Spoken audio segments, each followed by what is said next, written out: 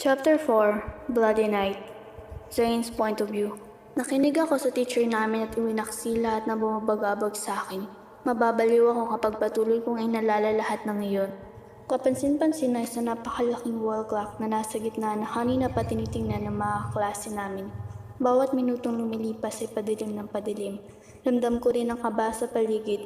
Maging ang teacher namin ay hindi na gaano makapagturo ng maayos dahil sa panayang sulyap niya rito. 6 o'clock. Bulong ni Mia na nakatingin lang din doon. Labas namin ay 6:30 kaya 30 minutes pa bago ang labasan. And definitely 30 minutes pagkatapos ng labasan namin ng Bloody Night. Napatingin ako sa labas na madilim na. Ano na naman kaya ang mangyayari? Dadanak na naman ba ang dugo? Nakakatakot na isipin na sa dilim lahat nangyayari ang lahat. Sino na namang inosenteng taong madadamay? Si Earl lang ako. Paalam ko. Sinamahan ako ng tingin ni Vanessa at Mia. Gaga ka talaga, alam mo ang delikado sa labas, yung pantog mo pa talaga ang iniisip mo. Bulyaw sa akin ni Mia. Gusto mo na ba talagang mamatay, Zane? Sabihin mo lang ako mismo ang sasaksak sa'yo. Biro na Vanessa na inirapan lang. Napahawak ako sa aking puson dahil kanina pa talaga ako napapaihi at masakit na ito. Wala naman kasing CR dito sa loob ng classroom. Samahan na kita, Zane, tara. Inilahad ni Matt ang kamay niya na agad ko naman tinanggap. Hay nako, bahala nga kayo, sambit ni Vanessa. Mag-ingat na lang kayo, paalala ni Dave. Tumango na lang kami bago nagpaalam sa guro namin. Bilisan nyo, mapanganib sa labas at hanggat maaari, huwag niyong pairalin ang kuryosidad nyo. Paalala niya sa amin. Kahit naguguluhan ay tumango na lang ako. Mahigpit ang hawak ni Matt sa kamay ko. Ang mga ilaw sa fossil lang ang nagsisilbing ilaw namin. Tingin mo Matt, makakalis pa ba tayo rito? Ng buhay? Tanong ko. Shh! Huwag ka nga magsalita ng ganyan. Makakalis tayo rito, okay? Pangungumbinsi niya sa akin. Pumasok na ako sa CR at naiwan si Matt sa labas upang bantayan ako. Pumasok ako sa isang cubicle.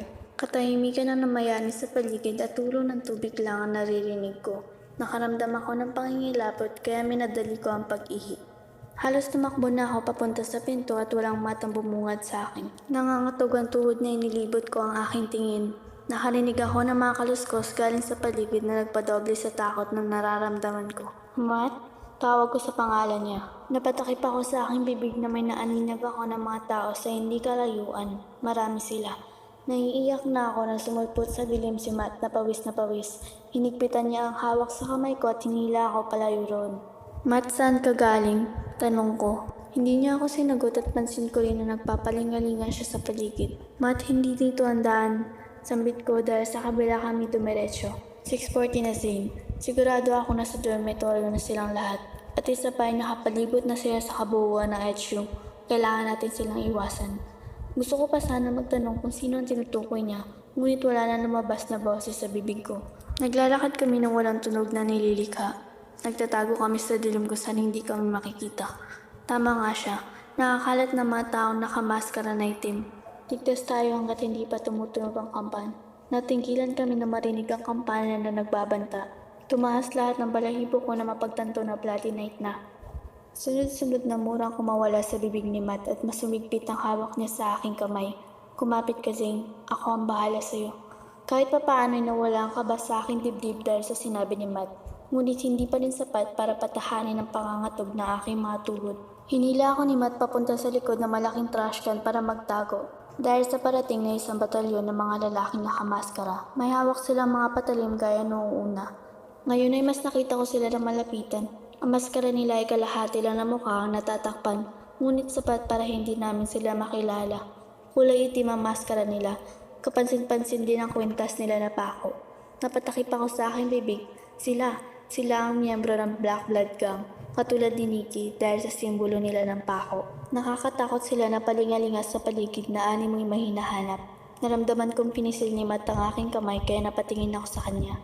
Ngumiti ako sa kanya para sabihin na okay lang ako. Napansin ko rin na sa isang direksyon lang din ang tinatahak nilang lahat. Kung bibilangin ay nasa 25 plus silang lahat. Tumayo na kami ni Matt nang wala na natirang BBG or Black Blood Gang member sa daan.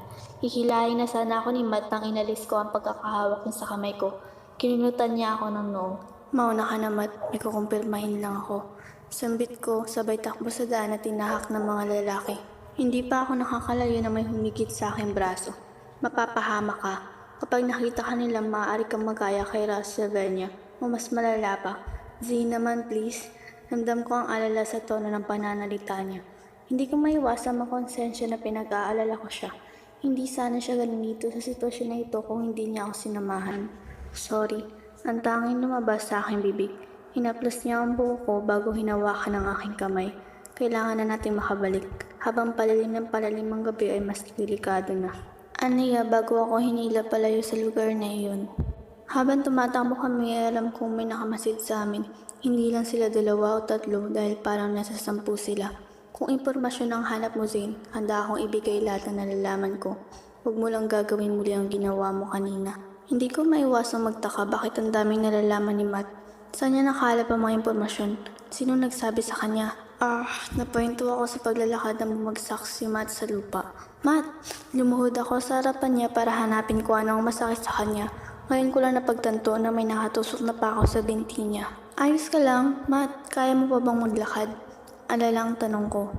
Narinig ko ang mga yabag ng palapit sa amin.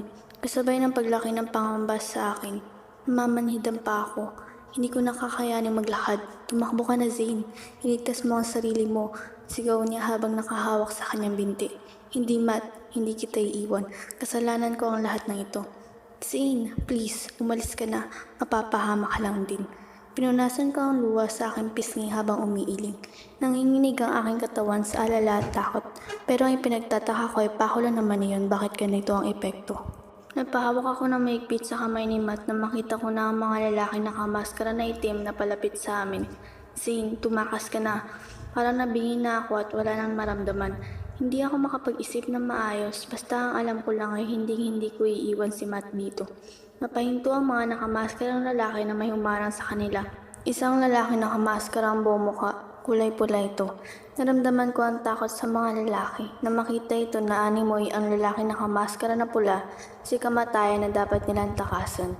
1, 2. Nagbilang ito at hindi pa man umabot ng 3 ay wala na sa harap niya ang mga lalaking mga nakamaskarang itim.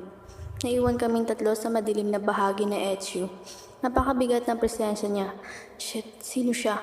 Bakit natakot sa kanya ang mga lalaking iyon? Anong meron sa kanya? Lumingon siya sa amin at halos mapatras ako na makita ang isang mata niya na pula. Hindi ko alam kung nakangisi siya o seryoso dahil tanging ang isa nilang mata ang nakalabas. Dumiretso siya sa amin at binuhat si Matt na wala ng malay ngayon. Sumunod ako sa kanya. Hindi ko magawa makapagsalita at parang umurong ang aking dila sa takot. Napakabanayad ng kanyang paglakad na animoy napaka-safe na buong SU. Kahit na bloody night na, nasa likod niya lamang ako. Lutang na lutang ang aking isip at hindi ko na malaya na nasa harap na kami ng dormitoryo.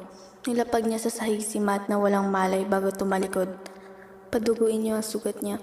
Banlawan niyo ng maligamgam na tubig na mawala ang lason. Kumurap ako ng 3 beses at wala na siya sa aking paningin. Tinulungan ako nila Jerome at Dave sa pagbuhat kay Matt papasok.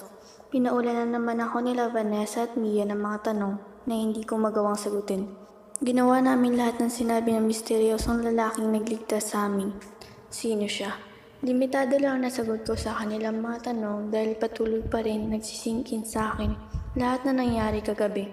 Magdamag kong inisip kung sino ang misteryosong lalaki sa likod ng pulang maskara.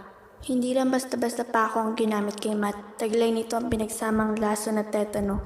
Pasalamat na lang tayo at may tumulong sa inyo. Sambit ni Jerome na pinupunasan ng parte kung saan natamaan si Matt ng pako. Napakalaki ng utang na loob namin sa lalaking tumulong sa amin. Hindi siya miyembro ng Black Blood Gang dahil hindi itim ang maskara niya kundi pula. Lesson learned, Zane. Mas mabuti ng pigilan ang ihi kesa sa buhay mga kapalit. Pangaral ni Vanessa.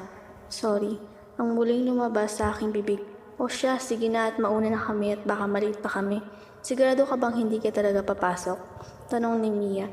Babantayan ko na lang si Matt. Total, kasalanan ko naman kung bakit siya nagkaganito. Malungkot kong sambit. Mauna na kami. May pagkain na nakaluto sa lamesa. Pahabol ni Dave. Isinarado ko ang pinto bago lumapit muli kay Matt na medyo mainit pa rin pero hindi na kasing init na kagabi. Sorry Matt, sana hindi ka nasa ganitong kalagayan kung hindi mo ako sinamahan. Sambit ko. Kung sana hindi na rin ako nagpumilit pang sundan ng mga lalaking nakaitim na maskara ay hindi ito mangyayari kay Matt. Kuryosidad ang muntik na magpahamak sa amin. Pero gusto ko lang naman makupirma ang hinala ko eh. Base sa direksyon na tinatahak nila ay parang tinawag silang lahat. Parang magpupulong sila. Yun sana ang gusto kong makupirma kagabi na naudlot. Zane, Matt, ayos na ba ang pakiramdam mo? Nagugutom ka ba? Sunod-sunod na tanong ko. Tinulungan ko siya makaupo. Halata pa rin ang panghihina ng katawan niya. Nagugutom ka ba? Ulit na tanong ko. Tumango siya kaya pinaghain ko siya. Sabay kaming kumain sa lapag na wala nagsasalita. Nanlaki ang mata ko nang makita ang kinuha niyang 30 pulang sili at sinubo ito ng buo. Matt! Alalang sigaw ko. Pumula ang mukha niya at halatang nasusuka na pero pinilit niyang lunukin ito. Nakantingin lang ako sa kanya. Weird. Bakit mo kinain yung sili? Nasisiraan ka na ba ng bait? Tanong ko na ikinatawa niya. Pinanood ko lang ang paglagok niya sa lahat ng tubig sa baso naming dalawa bago bumuga ng malakas sa harap ko. Pinalo ko siya sa braso dahil piling niya dragon siya. Sili ang pumapatay sa natirang lason sa katawan ko. Ang anghang ha. Biro niya na ikinatawa ko. Nagbalik na rin ang sigla niya at pumunta kami sa park at umupo sa swing. Bigla akong naalala ang unang lalaki na encounter ko at ang unang nagbanta sa akin. Nakaitim siyang maskara. Hindi kaya isa siya sa miyembro ng BBG? Zane, salamat. Panimula niya. Nakatingin lamang siya sa lupa. Salamat at hindi mo ako iniwan. Sorry kung munti ka na mapahamak ng dahil sa akin. Sorry. Paghingi nito ng paumanhin. Wala yun, ginawa ko lang ang dapat at isa pa. Kasalanan ko rin naman kung bakit ka nalagay sa ganong sitwasyon eh. Ngumiti siya sa akin bago binalik sa malayong tingin. Bago ako mawala ng malay, nakita ko ang nakamaskarang lalaki. Aniya na seryoso na nakatingin sa akin ngayon. Hininto ko ang pagtulak sa swing at sinabayan ang titig niya sa akin. Pulang maskara. Isa siya sa Devil God Warrior. Dugtong niya. Ngayon na napagtanto ko na, ang itim na maskara ay para sa Black Blood Gang at pulang maskara ang sa Devil God Warrior. Pero ay pinagtataka ko, bakit niya kami niligtas? Hindi lang siya basta-basta miyembro. Base sa nakita kong takot sa mata ng lalaking nagtangka sa buhay natin, kung paano mga tugang tuhod nila, kung paano mabilis na nagsiyalisan sila. Maaari siya si Ray Sylvania. Nanatili akong tahimik. Ray Sylvania, ang leader ng Devil God Warrior. Pero bakit ganun? May kakaiba akong naramdaman sa kanya. Hindi ko mapaliwanag. Ang ipinagtataka ko ay bakit niya tayo iniligtas. Tanong ni Matt na katulad ng tanong ko sa aking sarili. May pinaplano ba siya? Sila? Kagabi rin Matt nung tumatakbo tayo. May mga nagmamasid sa atin. Halos pabulong kong sambit. Kumunot ang noo niya sa sinabi ko. Pero hindi ako maaaring magkamali. May nagmamadyag sa amin na para bang pinapanood nila kami. Maaaring isa sila sa mga Black Blood Gang. Aniya. Umiling ako bago ibinaling sa malayo ang aking tingin. Imposibleng BBG iyon dahil kung sila man iyon ay dapat na pinatay nila kami kaya namuntik nilang gawin pero hindi. Nanatili silang nanonood. Posible kayang Devil God Warrior sila? Tanong ko. Posible, naroon si Reyes kaya maaaring andoon din ang pangkat niya. Pagsang-ayon niya. Napatingin kami sa mga estudyante na naglalabasan na sa mga classroom dahil break time. Parang ordinaryong estudyante lang sila pero sa loob-loob nila ay ang matinding takot. Tara na, balik na tayo sa kwarto at nang makapagbihis na tayo para makapasok. Inilahad niya ang kamay niya na kinuha ko naman na nakangiti. Naglalakad kami papunta sa dormitory na mapunggo kami ng isang babaeng nagmamadali. Nalaglag ang mga libro niya kaya tinulungan namin siya. Salama. Napahinto siya sa paghingi ng pasalamat na makita niya kami. Napatras siya na animoy takot na takot. Huwag, please. Tumakbo ito palayo sa amin. Nagkatinginan kami ni Matt sabay nagkibit balikat. Weird.